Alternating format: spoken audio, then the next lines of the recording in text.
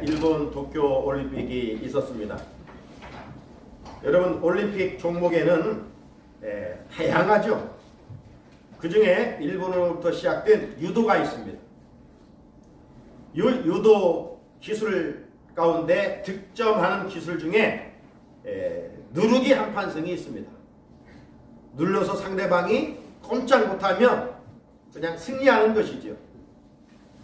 특별히 이번 대회에서 우리나라 안산시청에 소속되어 있는 윤현지 선수가 여자 선수인데 16강 또 8강 계속해서 세계 강호들을 이 누르기로 한판승 승리를 했습니다. 세계 랭킹 23위에 불과했지만 강호들을 물리쳤어요. 물론 아쉽게도 랭킹 순위가 뒤에 있다 보니까 메달 따지를 못했지만 그래도 그 과정 속에서 이 누르기 기술을 사용해 가지고 참 많은 국민들로부터 박수를 받은 선수가 있습니다. 여러분, 강한 선수에게 힘으로 제압을 당하면 움직일 수가 없어요. 패할 수밖에 없습니다. 자, 그런데 오늘 본문에 보게 되면 하나님의 손이 누른다 그랬어요. 하나님의 손이 누른다. 읽은 4절입니다. 주의 손이 주야로 나를 누르시오니 내 진액이 빠져서 여름 가뭄의 마름같이 되었나이다. 주님의 손이 누르니까 견딜 수 없어서 여름 가뭄에 그 마름같이 됐다는 겁니다. 여러분, 강하신 하나님의 손으로 누르면 어떻게 되겠습니까? 그야말로 꼼짝 못하겠지요. 실상 우리가 믿는 하나님의 손은 우리를 누르는 손이 아닙니다. 하나님의 손은 우리를 안아주시고 우리를 축복하시고 우리를 인도하시고 우리를 품으시고 우리를 안수하시는 손이지 누르는 손이 아니에요. 그런데 왜 오늘 본문에 보게 되면 그 축복의 손이 아니고 왜 누르는 진노의 손이 되었다라고 말씀하시는 것입니까? 그 이유는 허물과 죄를 자백하지 않기 때문입니다. 허물과 죄를 자백하면 언제든지 우리 하나님의 손은 누르는 손에서 진노의 손에서 축복의 손으로 바꿔질 수가 있습니다. 오늘은 교회력으로 대림절 둘째 주일입니다. 지난 주일에 하나님은 전능하시지만 못하실 것이 없으신 분이시지만 못하시는 것이 있다고 그랬어요. 뭘 못하신다고 그랬습니까? 죄가 있는 곳에는 하나님의 구원의 역사가 일어나지 않는다고 그랬습니다. 이사야 59장 1절로 2절에 보면 이런 말씀이 있어요. 여호와의 손이 짧아 구원하지 못하신도 아니요 귀가 둔하여 듣지 못하신도 아니라 오직 너희 죄악이 너희와 너희 하나님의 사이를 갈라놓았고 너희 죄가 그의 얼굴을 가리어서 너희에게서 듣지 않으시게 함이니라 말씀하셨습니다. 죄가 있으면 전능하신 하나님도 할 수 없다는 거예요. 죄 문제를 해결하는 것은 이만큼 중요합니다. 궁극적으로 죄 문제를 해결하면 천국이요, 죄 문제를 해결하지 않으면 지옥이라는 거예요. 죄 허물의 사함을 받고 하나님의 손을 통해 누르는 손이 아닌 축복의 손의 은혜를 입고 살아가는 우리 성산의 귀한 성도들이 되시기를 주님의 이름으로 축복합니다. 자, 오늘 본문을 보면 정말 누가 복이 있는 사람인가? 이제 또 교회력으로 새해를 시작하고 12월이 지나면 월요으로 우리가 새해를 맞게 되는데 우리 누구나 할 것 없이 복 있는 사람으로 살고 싶잖아요. 사람이 인정하는 복보다는 하나님이 인정하는 복 있는 사람. 누가 복 있다고 오늘 말씀합니까? 여러분 성경을 덮지 않았으면 1절 2절 같이 한번 큰 소리를 읽어봅니다. 시작. 허물의 사함을 받고 자신의 주가 가려진 자는 복이 있도다. 마음에 간사함이 없고 여호와께 종기를 당하지 않은 자는 복이 있도다. 아멘. 복 있는 사람은 권력을 가진 사람이 아닙니다. 복 있는 사람은 많은 부를 가지고 있는 사람도 아닙니다. 복 있는 사람은 세상 지식을 가지고 있는 사람도 아니라는 거예요. 누가 복 있는 사람인가? 정죄를 당하지 아니하는 사람이 복이 있고 마음에 간사함이 없는 사람이 복이 있다 말씀하고 있습니다. 죄 문제를 해결하는 사람이 복이 있다 하나님은 인정하시는 거예요. 자, 그렇다면 누가 우리 죄 문제를 해결해 줄 수 있습니까? 사람은 다 죄인인데 누가 죄를 해결해 줄 수가 있어요? 그거는 오직 한 분 하나님의 아들 되신 예수 그리스도밖에 없는 것이죠. 회개하고 예수 그리스도를 내 구주로 영접하는 자는 주님의 보혈로 우리의 모든 죄를 덮어주십니다. 흰 눈처럼 양털처럼 깨끗게 해주신다라고 말씀하셨습니다. 이사야 1장 18절에 여호와께서 말씀하시되 오라 우리가 서로 변론하자.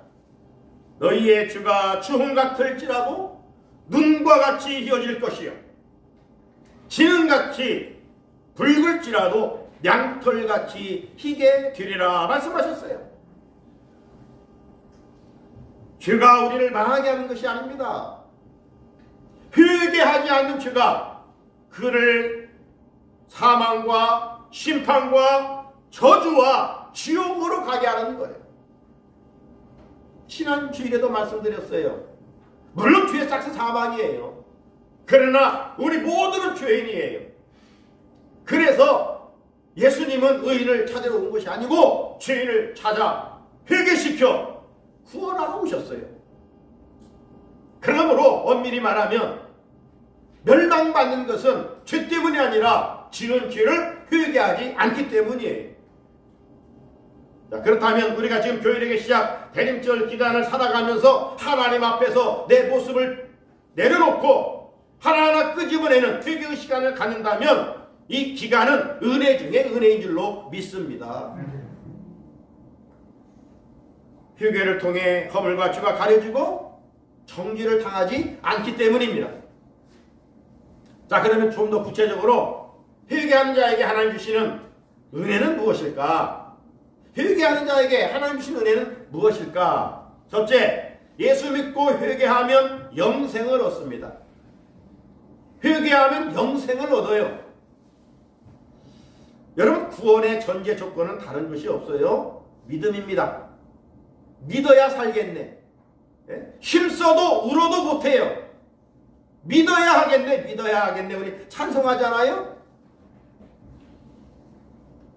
믿어야 구원을 얻습니다. 로마서 10장 9절입니다. 네가 만일 네 입으로 예수를 주로 시인하며 또 하나님께서 그를 죽은 자 가운데서 살리신 것을 네 마음에 믿으면 구원을 받으리라 말씀하셨어요. 예수님이 구주이심을 입으로 시인하며 믿어야 됩니다. 그래서 우리가 치매 걸려도 잊지 말아야 할 것이 뭐냐? 예수님은 내 구주이십니다. 알았다. 예수님은 내 구주이십니다. 네, 이게 생명이에요. 네, 내가 주인이 아니라 내 주인은 예수님이라는 거예요. 나를 구원하실 분은 오직 한 분, 예수님. 그분이 구원자, 구세주예요. 이걸 입으로 시인하라는 겁니다. 그리고 마음으로 믿으라는 겁니다. 예수님이 내 죄를 위해서 십자가에 죽으신 것도 믿고 예수님이 죽으셨다가 3일 만에 다시 살아나는 것도 믿는 거예요. 믿는 거예요. 이걸 믿는 사람이 구원을 얻는 거예요. 성경 66권이 있습니다만은 이 66권을 한 절로 요약을 하면 어떤 말씀이에요? 요한복음 3장 16절. 하나님이 세상을 이처럼 사랑하사 독생자를 주셨으니 그를 믿는 자는 멸망하지 않고 영생을 얻으리라. 할렐루야. 믿지 않으면 멸망, 믿으면 영생이에요. 다른 이유가 없어요. 기독교 구원과는 단순해요. 믿는 겁니다. 그 믿음은 회개를 전제로 하는 거예요. 회개 아닌 더러운 곳에 걸어가서 예수님이 임재할 수가 없기 때문입니다. 나는 죄인입니다. 내 죄를 위해 주님이 십자가에 피 흘려 죽으심을 믿습니다. 그 믿음의 고백 속에 주님이 임재하시는 거예요. 구원은 오래 믿었다고 선물로 주어지는 게 아니에요. 내가 무엇을 많이 했다고 구원을 주는 것이 아니에요. 구원은 예수를 믿는 거예요. 회개함으로 얻어지는 거예요. 우리 하나님은 한 명도 멸망받기를 원치 않으셔요. 그래서 구원의 길을 어렵게 하지 않으시고 아주 쉽게 그 길을 만들어 놓으셨어요. 우리가 어떤 큰 일을 해야 구원한다면 병든 자는 어떻게 그런 큰 일을 하겠습니까? 어떤 성경 지식을 많이 알아야 구원 얻는다면 배우지 못한 사람이 어떻게 이 성경을 깊이 공부해서 얼마나 알겠습니까? 그런 게 구원의 조건이 아니고 구원은 하나님의 아들 예수를 믿는 거예요. 그래서 쉽게 누구든지 회개하고 예수님이 내 구주심을 진실로 믿습니다. 이 고백하면 그냥 구원을 선물로 주신다는 거예요. 세상 사람들은 어찌 보면 뭐 그렇게 구원의 길이 쉬워야 어떻게 구원 얻겠는가 반문하면서 믿지 않는 사람들도 있어요. 왜? 세상의 종교는 뭔가 도를 닦아야 되고 뭔가 선행을 해야 되고 뭔가 고행을 해야 되고 뭔가 금욕적인 종교적인 행위를 해야만이 어떤 열방과 도에 이를 것이라고 생각을 해요. 그런데 그런 인간적인 노력과 행위로는 절대로 구원을 얻을 수가 없어요. 왜? 죄인이기 때문에.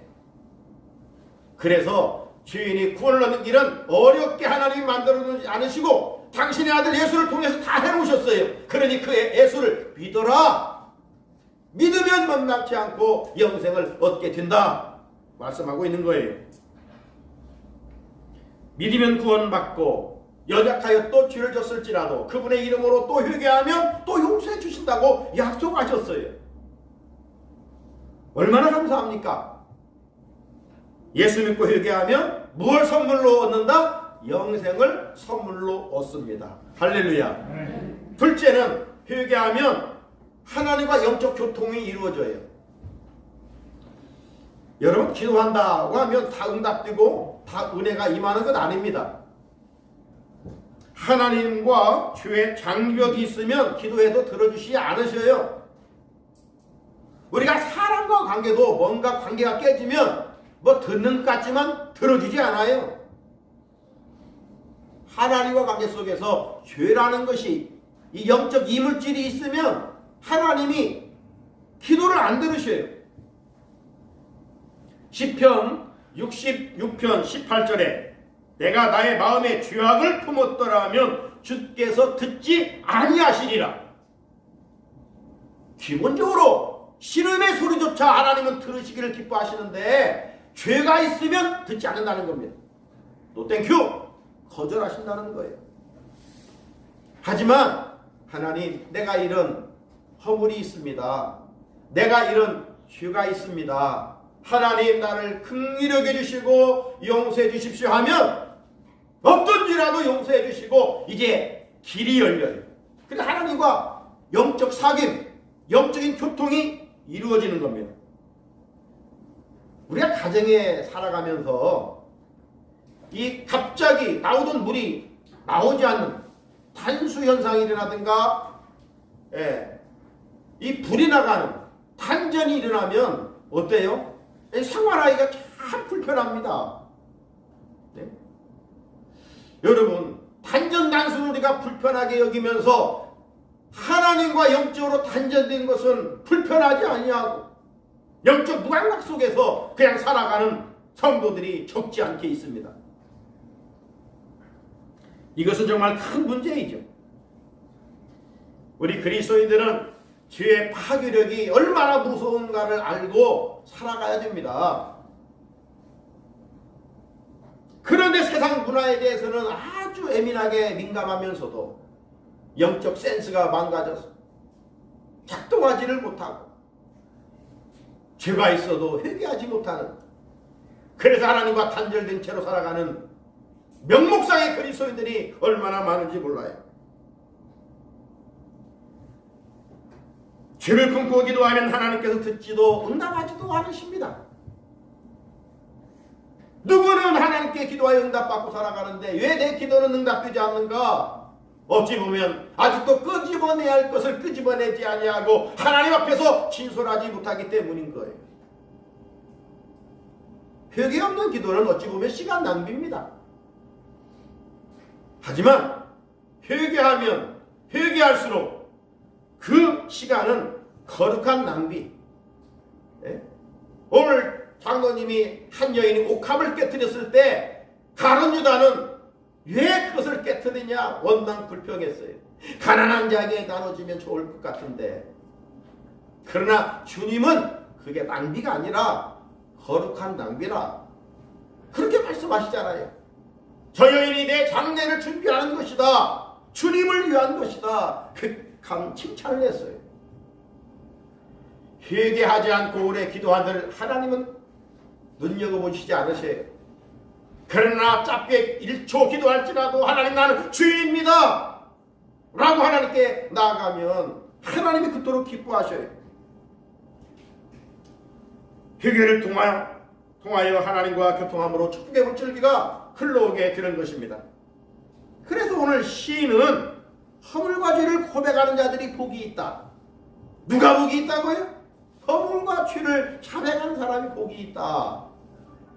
사랑하는 성산의 성도 여러분, 다윗을 성군이라고 이야기합니다. 왜 다윗이 성군이에요?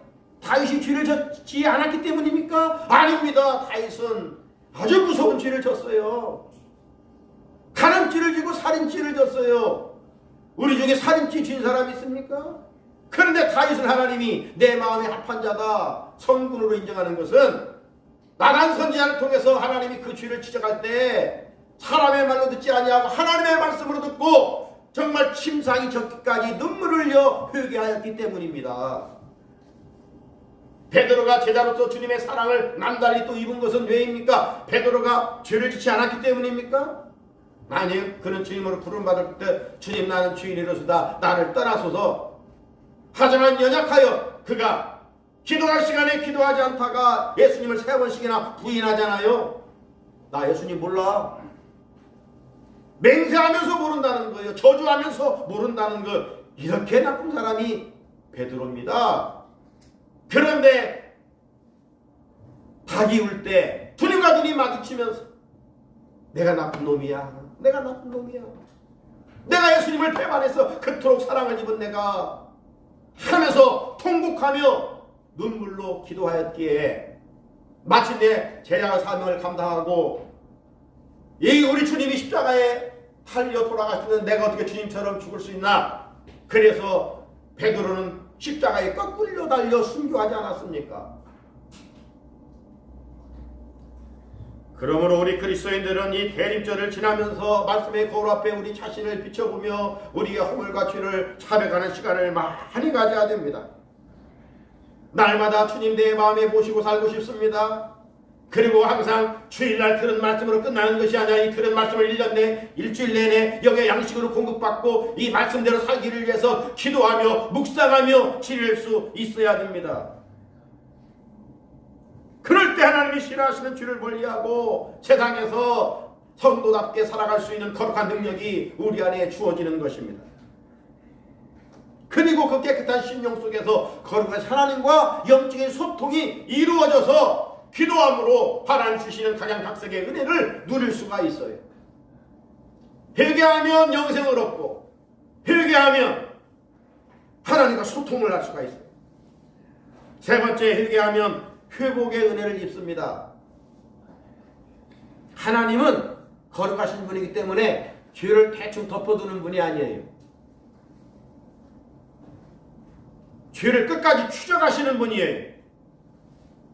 우리가 죄를 지었을 때 하나님께서 말씀으로 양심으로 이렇게 저렇게 깨닫게 하시는데도 깨닫지 못하면 사랑하기 때문에 우리 자기들이 잘못하면 배를 들잖아요. 그 하나님은 우리들이 이렇게 저렇게도 깨닫지 못하고 듣지 못하면 징계를 합니다. 아들이기 때문에, 딸이기 때문에. 그래서 문제를 주시는 거예요. 고난을 주시는 거예요. 그 고난의 목적이 뭡니까? 심판이 아닙니다. 회개를 통한 회복입니다. 그래서 어느 때는 질병도 주시고, 어느 때는 자녀의 문제도 주시고, 어느 때는 물질의 문제도 주시고, 어느 때는 사업을 실패도 하게 하시고, 다양한 문제들을 우리에게 주셔요.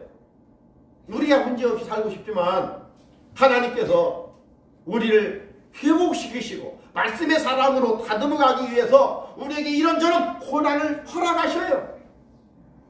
그래서 고난이 내게 유익이라 시인은 그렇게 고백하지 않습니까?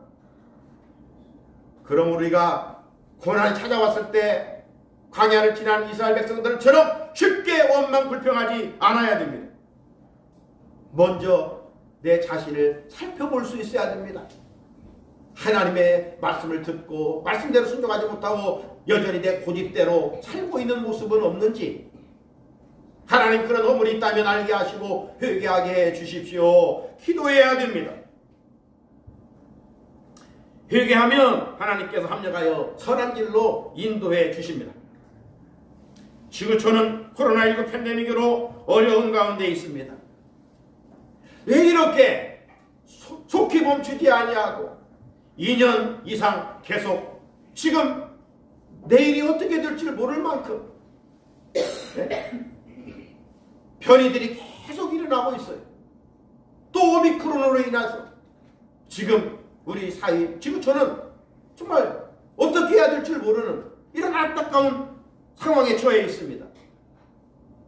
그런데 우리는 그냥 고난의 현장으로 그것으로 끝날 것이 아니라 왜 하나님이 이렇게 이 코로나를 장기화시키고 있는가? 이 문제를 바라보면서 영적 해석의 능력을 가져볼 수 있어야 됩니다. 그리고 좀 말씀의 거울 앞에 우리가 고백해야 될 것은, 하나님, 우리 성도들이 성도답게 살지 못하고 교회가 교회답지 못한 하나님의 증거는 아닙니까? 하면서 우리가 철저히 회개할 수 있어야 할 것입니다. 그러면 이 길은 곧 기회가 될 것이에요. 아픈 만큼 하나님께서 축복으로 뒤돌려 주실 것입니다. 왜냐하면 하나님은 회개하는 백성들을 회복해 주시겠다 약속하셨기 때문입니다. 역대하 7장 14절 말씀, 내 이름으로 일컫는 내 백성이 그들의 악한 길에서 떠나 스스로 낮추고 기도하여 내 얼굴을 찾으면 내가 하늘에서 듣고 그들의 죄를 사하고 그들의 땅을 고칠지라. 할렐루야. 내 백성들이 악한 길에서 떠나 겸손히 주님의 얼굴을 구하면 어떤 은혜를 주신다고요?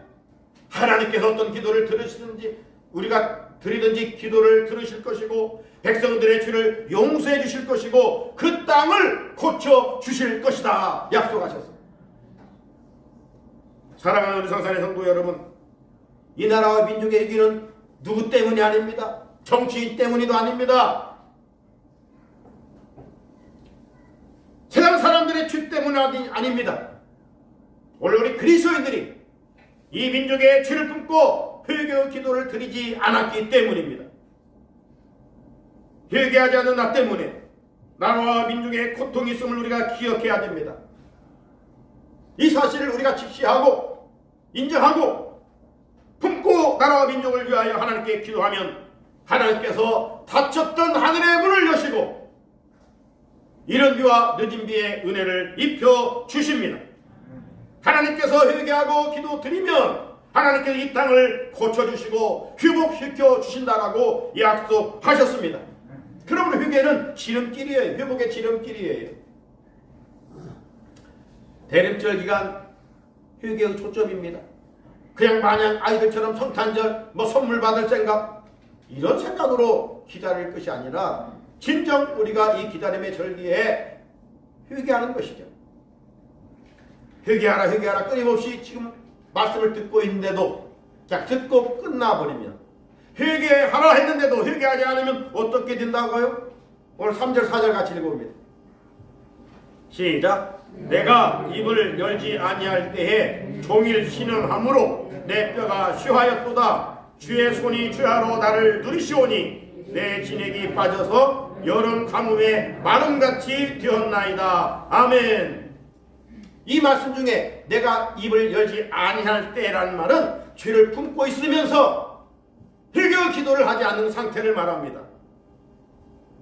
여러분, 우리 안에 있는 죄를 누가 건드릴까요? 네? 우리 안에 있는 죄를 드러나게 하는 분은 성령님이셔요. 성령님께서 거룩한 막대기로 우리를 막 흔들어요. 성령께서 우리를 막 찔러요. 너 그 죄 있잖아. 회개해. 예, 우리는 그런 의미에서 영적 센서가 민감해야 되고 성령께서 우리 죄를 지적하실 때 우리가 즉시 회개할 수 있어야 돼요. 여러분, 이전에 시골집 뒷집마다 뭐가 있었냐면 구정물통이 있어서 구정물통. 이 구정물통에는 뭐가 들어갑니까? 예, 어머니들이 이제 막 설거지도 하고 막 그 음식 만들고 더러운 것을 구정물통에 다 집어넣어버려요. 자, 밤을 지새우는 동안 이 구정물통에 이 찌꺼기들이 수면 밑으로 다 가라앉습니다. 그래서 아침에 일어나 보면 비록 구정물통이지만 그 윗물은 맑아서 먹을 수 있을 것처럼 보여요. 투명하고 깨끗해요. 그런데 작대기를 가지고 막 이렇게 흔들으면 어떻습니까? 거기에 온갖 더러운 찌꺼기들이 다 드러나요. 올라와요. 그리고 막 냄새도 나요. 우리 인간은, 타락한 인간은 구정물통과 같아요. 뭐 좋은 옷들 입고 좋은 화장품 쓰고 겉은 그럴싸한데 성령의 막대기로 우리를 흔들어 놓으면 이 내면의 우리 죄악들이 다 막 들추어 나오는 거예요. 여기에서 자유로울 사람이 누가 있습니까? 그래서 우리는 회개해야 돼요. 그런데 회개하지 않고 죄를 마음에 품고 있으면 내가 입을 열지 아니할 때 종일 신음함으로 내 뼈가 휘화해졌나이다. 뼈는 피를 만들어요. 사람은 피가 좋아야 건강해요. 그런데 죄를 회개하지 않으면 뼈가 상한대요. 아무리 제기도에 가서 뭐 보약 지어가지고 먹고 뭐 해도 죄를 회개하지 않으면 하나님의 손으로 짓누르고 있다니까요. 뼈가 상한다니까요. 어떻게 건강할 수가 있겠습니까? 죄가 있으면 마음에 평안함이 없어요. 어떻게 건강하겠어요? 여러분이 속이 거북할 때 토해내면 시원하듯이 죄는 빨리 토해내야 영혼이 살아납니다. 하나님의 질서는 영혼의 갈등같이 범사가 잘 뛰고 강건하게 하신다라고 말씀하지 않습니까? 그런데도 끝까지 회개하지 않고 버티면 주의 손이 주야로 나를 누르고, 주의 손이 누른다는 겁니다. 그 결과 내 진액이 빠져 여름 가뭄에 마름같이 된다는 겁니다. 우리가 그러나 회개하면 주님의 손은 축복의 손이 되어 물된 동서가 같은 기쁨으로 채워주시는 줄로 믿습니다. 시인은 오늘 그걸 알았어요. 내가 믿는 하나님, 내가 비록 죄인이지만 내가 죄를 자백하면 하나님은 믿으시사 우리에게 은혜 주시는 하나님을 믿었어요. 그래서 즉시 그 죄를 하나님께 토해내기로 작정합니다. 자, 오늘 마지막 5절을 읽어보겠습니다. 시작. 내가 이르기를 내 허물을 여호와께 자복하리라 하고 주께 내 죄를 아리고 내 죄악을 숨기지 아니하였더니 곧 주께서 내 죄악을 사하셨나이다. 할렐루야. 예. 죄악을 숨기지 않겠다, 자백하겠다. 그 결과는 내 죄악을, 곧 주께서 내 죄악을 사하셨나이다. 저는 말씀을 준비하면서 이번에는 여기 한 은혜로운 단어를 하나 발견했어요. 곧이라는 거예요. 곧. 곧 주께서 내 죄악을 사하셨나이다. 만약 여러분 회개하라고 해서 하나님께서 회개하라고 해서 회개했는데 가만히 있어보라. 네 죄가 어떤 죄가 하면 내가 살펴봐야 되겠다. 이렇게 말씀하신다든가, 아니면 회개했는데 그래? 회개했으니까 앞으로 네 행동 한번 보면서 내가 회개 용서하겠다. 이렇게 하신다면 어떻게 될까요? 우리는 기다리는 시간에 또 여자께 또 죄를 짓고 말 것입니다. 그런데 하나님은 어떤지라도 그냥 회개하면 즉시 곧 금방 회개하는 동시에 잊어버리신다는 거예요. 기억하지 않으신다는 거예요. 얼마나 감사합니까? 우리는 못돼가지고 누구 그래 너 용서했어 했는데 시간 지나다 보면 기분 나쁘면 너 옛날에 그랬잖아. 이게 우리 인간이. 근데 하나님은 우리가 회개한 것에 대해서는 묻지 않으신다는 거예요. 막 즉시 용서해버리는 거예요. 흰눈처럼 덮어주신다는 거예요. 은혜 아닙니까? 그러니까 그러면 우리는 허물과 죄를 자백하는 일에 게으르면 안 돼요. 하나님 앞에서 좀 뻔뻔할 필요가 있어요. 이미 우리는 죄인이에요. 주님은 죄인을 부르러 오셨어요. 우리가 물론 그래서 막 죄를 물 마시듯 짓고 살자는 얘기 아니지만 부득이 또 우리가 연약하게 죄를 졌을 때 하나님 앞에 나가면 우리의 체질을 아시는 하나님이 용서하신다는 거예요. 요한일서 1장 9절이죠. 만일 우리가 우리 죄를 자백하면 저는 믿으시고 의로사 우리 죄를 사하시며 우리를 모든 불의에서 깨끗하게 하실 것이요. 사랑하는 성도 여러분, 잠언 28장 13절을 읽고 말씀의 결론을 내리겠습니다. 잠언 28장 13절, 자기의 죄를 숨기는 자는 형통하지 못하나 죄를 자복하고 버리는 자는 불쌍히 여김을 받으리라. 이 말씀에서 자기의 죄를 숨기는 자는 형통하지 못하나 라고 했습니다. 왜 그렇습니까? 죄를 자백하지 않으면 하나님의 손이 누른다는 겁니다. 눌러서 정말 그 진액이 여름 가뭄처럼 마르게 된다는 겁니다. 뼈가 상한다는 겁니다. 주님의 손에 누르기 위해서 한판 승이 아니라 한판 패를 당하게 되는 것입니다. 그런데 회개하면 하나님의 은혜의 손으로 다가와 우리의 허물과 죄를 가려주시고 덮어주십니다. 그리고 나 같은 추한 죄를 의로 인정해 주시고 하나님과 소통하게 해 주십니다. 진실된 회개는 하나님 앞에서 한판 승하는 능력입니다. 그 결과 우리는 복 있는 사람이 되고 마음에 하나님의 나라가 임하게 됩니다. 주님의 오심을 기다리는 대림절 둘째 주일이요 둘째 주간을 살아갑니다. 이 한 주간도 말씀의 거울 앞에 우리 내면을 비춰보면서 하나하나 죄를 끄집어내며 회개함으로 하나님의 손이 누르는 손이 아니라 은혜를 주시는 손으로 만들어가는 귀한 은혜가 있기를 주님의 이름으로 축복합니다. 하나님 아버지, 교회력으로 새롭게 시작하는 이 절기, 하나님 회개의 초점이 있습니다. 우리는 너무나도 추한 주님을 이 시간도 고백하지 않을 수가 없습니다. 그럼에도 우리 주님이 의인을 찾으러 오신 것이 아니라 죄인을 불러 회개하러 왔다고 하셨습니다. 그러므로 우리에게 소망이 있습니다. 대림절 살아가면서